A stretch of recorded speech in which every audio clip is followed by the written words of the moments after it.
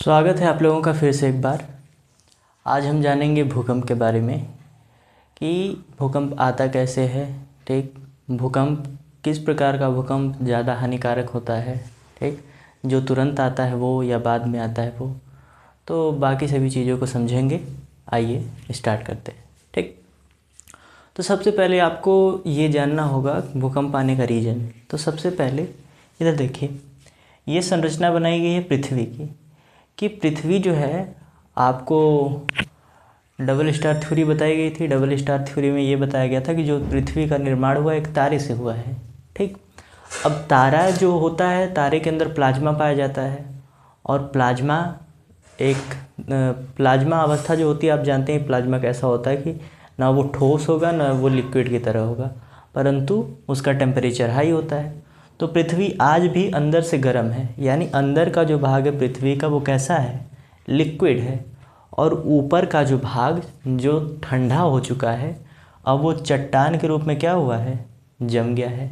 ठीक, तो अंदर का भाग अभी भी क्या है, द्रव अवस्था में है, और पृथ्वी के ऊपर का भाग जो ठंडा हो चुका है वो ठोस अवस्था में हो गया, जिन्हें हम चट्टान कहते हैं। ठीक, तो बड़ी बड़ी चट्टानों को हम प्लेट कहते हैं। ठीक, तो प्लेटें हैं वो किसके ऊपर हैं, इस द्रव के ऊपर हैं। और द्रव के ऊपर यदि प्लेटें हैं तो वो सामान्य सी बात है कि उसके ऊपर फिसलती रहेंगी।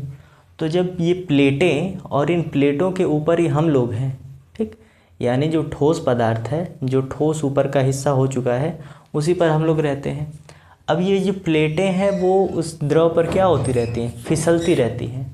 और यही कहा गया है कि भूपर्पटी के अचानक दोलन या कंपन के कारण क्या उत्पन्न होता है, भूकंप। कि यही जो प्लेटें हैं उनमें किसी प्रकार का मोमेंट होगा तो उसी के कारण क्या आता है, भूकंप आता है। भूकंप की कोई भी पूर्व सूचना नहीं दी जा सकती, यानी ये कंफर्म नहीं होता कि भूकंप कब आएगा, कैसे आएगा, इसकी कोई सूचना नहीं होती है। ठीक, अब आपने समझ लिया कि भूकंप क्यों आता है, कि पृथ्वी का आंतरिक भाग जो है वो आज भी द्रव अवस्था में है और ऊपर का भाग जो ठंडा हो चुका है, भूपर्पटी जिसे हम कहते हैं, वो उसके ऊपर फिसलती रहती है। और जब वो मूवमेंट करती है, फिसलती है, तो उसी के कारण उसमें कंपन होता है और उसी को हम क्या नाम देते हैं, भूकंप। ठीक, तो आपने ये समझ लिया। अब दूसरी बात कि किस प्रकार का मोमेंटम होगा तब जा कर के ये भूकंप आता है। तो जहाँ पर दो प्लेटें विपरीत दिशा में गति करती हैं। ठीक, विपरीत दिशा का मतलब, अरे ओके, ये भी इधर की ओर है, ये भी इधर की ओर है। ठीक, दोनों विपरीत दिशा में गति कर रही हैं। कि दो प्लेटें हैं विपरीत दिशा में गति कर रही हैं, ये इधर की ओर जा रही है, ये इधर की ओर जा रही है। तो अब जो प्लेटें हैं वो कहीं ना कहीं तो ख़त्म होती होंगी। जैसे यहाँ पर आपको बनाया गया है, तो पृथ्वी के ऊपर बहुत सारी प्लेटें हैं। ये नहीं कि एक ही पृथ्वी के ऊपर पूरा एक ही परत है, नहीं, वो छोटे छोटे कई टुकड़ों में है और उसको चारों ओर से घेरे हुए और सब इधर उधर थोड़ा बहुत हिलते रहते हैं। तो कहा गया कि जैसे दो बड़ी बड़ी प्लेटों के ले लीजिए, तो दो बड़ी बड़ी प्लेटें जो विपरीत दिशा में गति कर रही हैं, ये इधर की ओर जा रही है, ये इधर की ओर जा रही है। तो इन दोनों के जो किनारे होते हैं जो आपस में टकराते हैं, उसको कहा जाता है विनाशी किनारा। ठीक, कि कोई भी प्लेट है उसका जो छोर होगा, इस छोर को कहा जाता है विनाशी किनारा।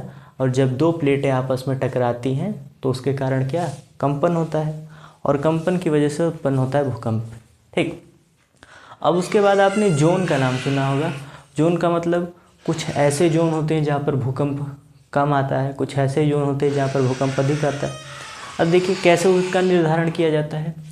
अब ये विनाशी किनारा है, तो सामान्य सी बात है कि जब दो प्लेटें टकराएंगी तो पास वाला जो क्षेत्र होगा वहाँ पर भूकंप का प्रभाव अधिक होगा, और जो उस प्लेट पर जो यहाँ पर बसा हुआ है, जो जितनी दूरी पर बसा हुआ है, वहाँ पर उसको भूकंप का एहसास कम होगा। तो ये देखिए, ये प्लेट है, जो सबसे किनारे के जो सबसे करीब होगा उसको कहा जाएगा जोन 5 का एरिया है। जो उससे थोड़ा सा दूर होगा जोन 4 का एरिया है।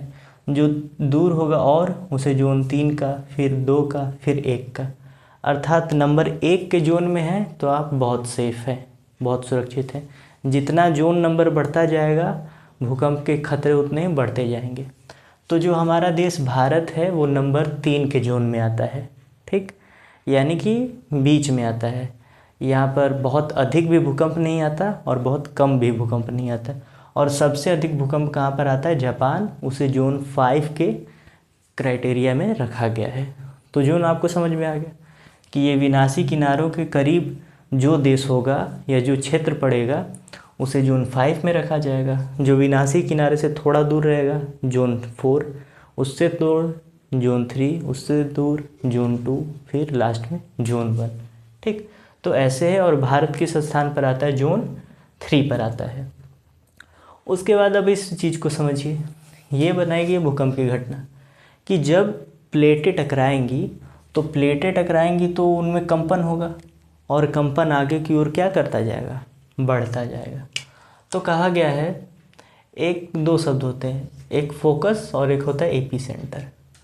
फोकस का मतलब होता है जहाँ से भूकंप स्टार्ट होता है, जहाँ से भूकंप स्टार्ट होता है उस पॉइंट को क्या कहा जाता है? फोकस कहा जाता है। अब जैसे मान लीजिए कि अब भूकंप स्टार्ट हुआ तो तरंगे चलती हैं। तो जो भूकंप स्टार्ट होने के बाद तरंग जो पृथ्वी पर आकर जहाँ पर पहले हिट करती है, यानी सतह पे जिस बिंदु पर आकर हिट करती है उस बिंदु को कहा जाता है ईपी सेंटर। ईपी सेंटर पर भूकंप का सबसे अधिक प्रभाव पड़ता है।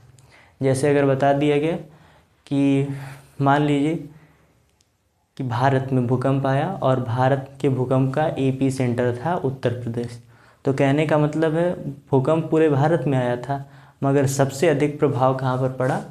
उत्तर प्रदेश। तो ईपी सेंटर का मतलब ये होता है कि जो भूकंप की तरंगें उत्पन्न हुई हैं वो सतह पर जहाँ पर जाकर हिट करती हैं सबसे पहले उस क्षेत्र को कहा जाता है ईपी सेंटर और सबसे ज़्यादा नुकसान वहीं पर होता है। तो जहाँ से भूकंप स्टार्ट होता है उस पॉइंट को कहा जाता है फोकस और जहाँ पर तरंगे सबसे पहले हिट करती हैं उसको कहा जाता है ईपी सेंटर, ठीक।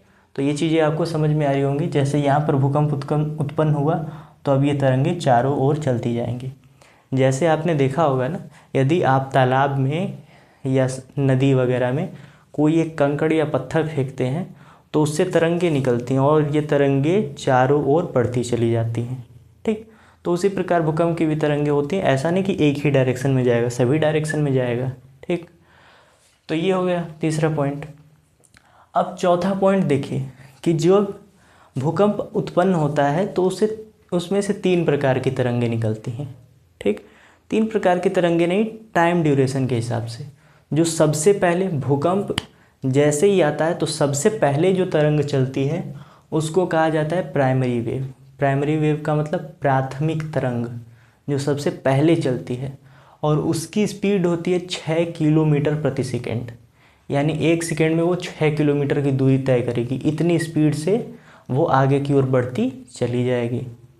और जो दूसरी तरंग उसके बाद आती है उसको कहा जाता है, जैसे आपने देखा होगा कि जब भूकंप आता है तो ऐसा नहीं कि एक ही बार आ गया, ठीक, थोड़ी थोड़ी देर में कर एक आध 2 बार आता है, ठीक। तो प्राइमरी वेव का मतलब होता है जो सबसे पहली तरंग चलती है उसको कहा जाता है प्राइमरी वेव। उसकी स्पीड होती है 6 किलोमीटर पर सेकेंड, 1 सेकेंड में 6 किलोमीटर दूर चली जाएगी। दूसरी जो तरंग आती है उसको कहा जाता है सेकेंडरी वेव, यानी द्वितीयक तरंग। और जो द्वितीयक तरंग होती है उसकी चाल होती है 3 किलोमीटर प्रति सेकेंड, उसकी आधी, ठीक, कि वो 1 सेकेंड में 3 किलोमीटर की दूरी तय करके चली जाएगी। और जो सबसे लास्ट वेव होती है, जो सबसे पीछे चलती है, उसको कहा जाता है टर्सरी वेव, यानी तृतीय तरंग। परंतु वो प्रसिद्ध है लव वेव के नाम से, ठीक। अब ये लव वेव इसे नाम क्यों दिया गया है? क्योंकि ये सबसे खतरनाक तरंग यही होती है जो सबसे पीछे से आती है। अभी आपको समझ में आएगा कि क्यों ये इन दोनों से अधिक खतरनाक है, मतलब वो अधिक नुकसान पहुंचाती है। क्यों पहुंचाती है वो चीज़ें भी आपको समझने को मिलेंगी। देखिए, तो पहले समझ में आया प्राइमरी वेव, सेकेंडरी वेव और टर्सरी वेव या लव वेव। पहले की स्पीड 6 किलोमीटर प्रति सेकेंड, दूसरे की 3 किलोमीटर प्रति सेकेंड, तीसरे की 1.5 किलोमीटर प्रति सेकेंड। और ध्यान रखने योग्य बात क्या है कि जो प्राइमरी वेव होती है वो अनुदैर्ध्य तरंग होती है। जो सेकेंडरी वेव होती है अनुप्रस्थ तरंग होती है, जो टर्सरी होती है वो फिर से अनुदैर्ध्य तरंग होती है। अनुदैर्ध्य तरंग और अनुप्रस्थ तरंग में क्या अंतर होता है? अनुदैर्ध्य जो तरंगें होती हैं वो ठोस, द्रव तथा गैस तीनों माध्यमों में संचारित हो सकती हैं। यानी ये तरंगों के सामने कोई भी माध्यम आए, ठोस हो, द्रव हो या गैस हो, उन सब में से होती हुई ये चली जाती हैं। और जो अनुप्रस्थ तरंग है वो केवल ठोस से होकर जाएगी और गैस से होकर जाएगी, वो द्रव में संचारित नहीं होती है। ठीक, कौन सी तरंग? अनुदैर्ध्य।